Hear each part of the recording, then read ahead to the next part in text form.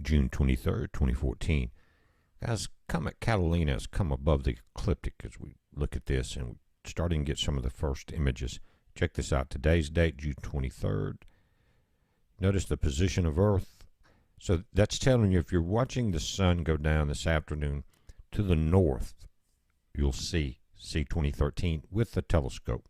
Now, they don't give any indication of size, but the nucleus appears somewhat ragged, and there seems to be some forward jetting. I'll show you another image of this. Usually when you see that little V-tip in the front, indicates forward jetting, and that may indicate that during perihelion, we may see some further disintegration of this comet. We'll see. Now, you notice it's rising between Earth and Mars, and the close approach, let's pull this up. We'll take a look at it.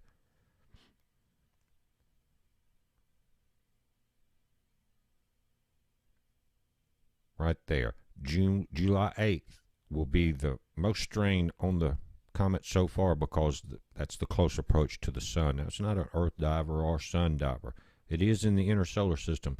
And guys, if you count linear, that will make 5 that we will see this year that we know of so far, going up to comet sighting spring that's going to wrap around Mars in October 20th, the same time another comet is coming through, and I'll show you that. But this is JOX. We've been watching that. Notice on July 9th, it will come through the ecliptic. There's Earth. It will come up in front of Venus. Again, that's 5 that we know of inside the inner solar system. I think all 5 have come from below the ecliptic also. Check this out. That's C2014, E2 JAX. Now, the Okeamidon. This is C2013 V5.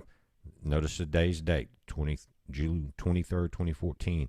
Now this one is still about to make its loop. It's still going down. Notice July 4th through the 16th, we're seeing this curve. Now it's going to come back up. It's interesting timing because it's going to bust through the ecliptic, coming back up the same time that comet sighting spring does.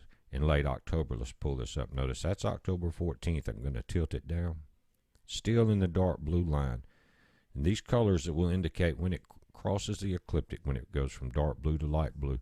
See that just as it's going to be coming through the orbit of Venus. October 20th will be rising in the ecliptic for the northern hemisphere. And comet sighting spring will be coming and enveloping Mars on the same date, October 20th. Now, what's going to be interesting to me, just as we watch the X flares come off the sun from Comet JOX, and it's still coming under, and it will rise up into its ecliptic breach, if you want to call it that, is the effect that these comets coming into the inner solar system will have on the sun and the solar flares. That's always a big thing to me that I watch for. Now this is sighting spring. Notice it, and notice where Mars is in this image as I tilt it down. This is the one that NASA's watching. Bill Cook and those guys are considering what they're going to do with their satellites, and they're going to try to point the cameras on the Mars land rovers up. They're saying it's going to be a spectacular meteor storm from Mars.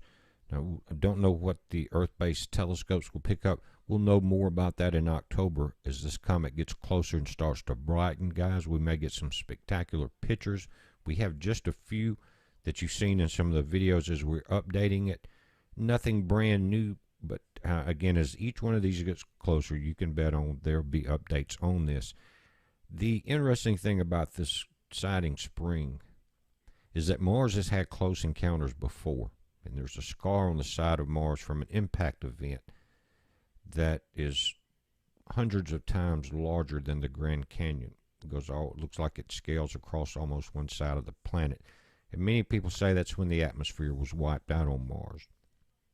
But it's a heads up, guys. Again, counting linear, that's 5 inner solar system comets. Heads up, be safe.